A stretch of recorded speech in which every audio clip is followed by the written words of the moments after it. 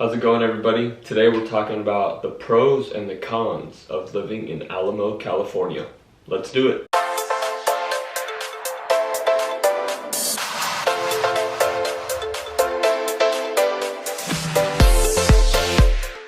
How's it going, everybody? Cooper Eisenman here with Intera Real Estate. I got a comment a couple days ago from somebody on my YouTube channel who asked what type of realtor I was and if I was licensed.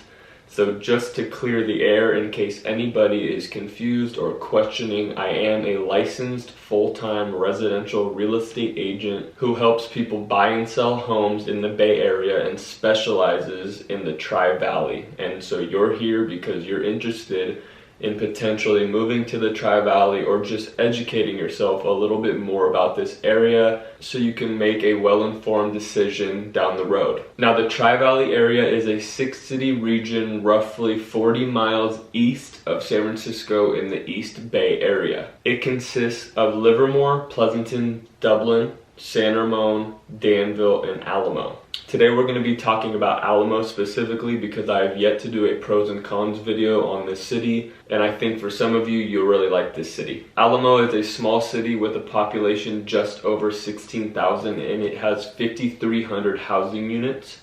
Of those 5,300 housing units, 98% are detached single-family homes. So there's a tiny percentage of condos and townhomes mixed within that 5,300. I can't really give you specific numbers on how much a townhome or a condo actually costs in Alamo, but I can tell you it's roughly between 700 and 900,000 because there's such a high percentage of detached single-family homes, which run around the 1.9 million mark as the median price for a single family home. Now, with 1.9 million being the median sales price, I have seen some single family homes go as low as 1.2 to 1.4 million. But as you get to the 1.2 range, it's basically a tear down or it needs a ton of work. I've really only seen investors pay that low because they're planning on tearing the home down, building brand new, or literally just leaving one wall and building a brand new home off that one wall. Now, Alamo is known as a luxury city with top of the top pricing and executive living. Now, I know I said 1.9 million is the median price, but there are homes that go as far as 5 and 10 million, and there are even a couple options in the $20 million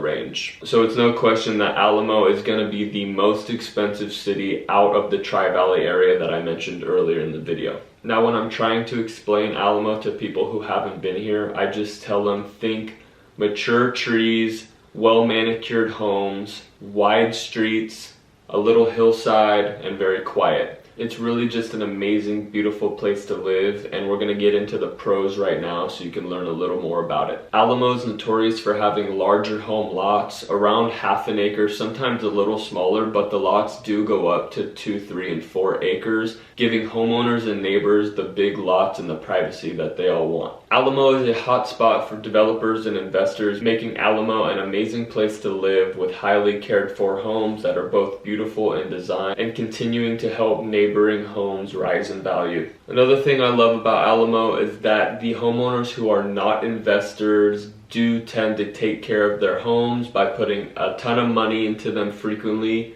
continuing their landscape maintenance, and just overall caring for the homes. So as you drive through Alamo in the residential streets, you'll notice a lot of the homes are just beautiful to look at, and it just feels like a really nice place to be and comfortable. Next on my pros is the high school rankings. Now, Alamo itself is a very small town and it only has a few public schools which are all ranked 9s or 10s out of 10. But it is a neighboring town to Danville, which it shares a lot of its schools with. And as you know, if you watch my previous Danville video, that Danville also has some of the highest ranking schools in California, most of them being 9s and 10s with just a few 8s. Another pro on my list is that it is close to downtown Danville and close to downtown Walnut Creek, as it is centered right in the middle of both of those neighboring cities, making it an awesome place for you to decide which place you want to go to on any given day and a convenient drive to either location.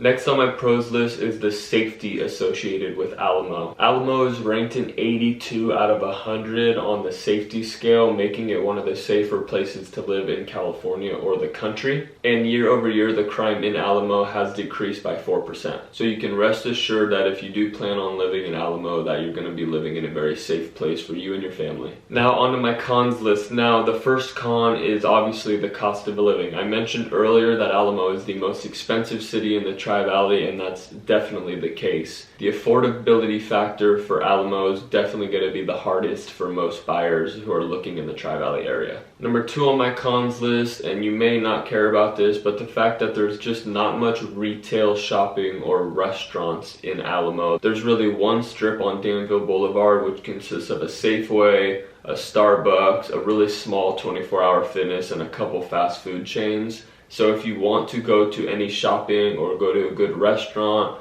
or find a mall, you're gonna have to go to Walnut Creek or Danville to really get that. But I put this as a con just because you're not a 2-minute drive to any of those things. But in its defense, Danville is only a 5 or 10-minute drive, and Walnut Creek is the same distance the other direction. So you're really not sacrificing anything. You just have to go to the neighboring cities to get those things. Another con, and I know my first con was cost of living, but I just need to say that it's unfortunate that you just really can't get anything for under the 1.3 range that's actually livable. For a teardown fixture-upper, you're right around the million to 1.1 million mark. So it just makes it very difficult for those entry-level buyers in the Tri-Valley area to even get in the door in Alamo. You need to expect to pay 1.3 to 1.4, and that's for a 3-bed, 2-bath, about 1,700 square foot home. If you're looking for a home that's 2,500 square feet, 4 or 5 beds, you're going to be looking in the $1.8 to $2 million range. As I said before, the median price was $1.9 million, and most of the homes in Alamo are around that size. That concludes my pros and cons list for Alamo. I want to thank you very much for watching, and to be honest with you guys, I love Alamo a lot. It's very quiet and quaint, and that's one of the reasons I'm attracted to it. For some reason, and personally, I've always loved really wide streets on older developments with homes that were built between the 40s and 60s with the mature tree-lined streets, and Alamo has that vibe going on to perfection. So I highly recommend driving through there and seeing for yourself. I think you'll be really happy you did so. And as always, if you need anything from me or have any questions, I'm going to put my contact information right here. You can reach me by email, phone, or text. I always get back to you within 15 or 20 minutes, so I'm really quick to respond. And before I forget, I want to ask you to like this video and subscribe if and only if you're interested in learning more about the Tri-Valley area, because I post once or twice every week, informing you and educating you on this lovely area that I call home. So thank you so much, and until next time, see ya.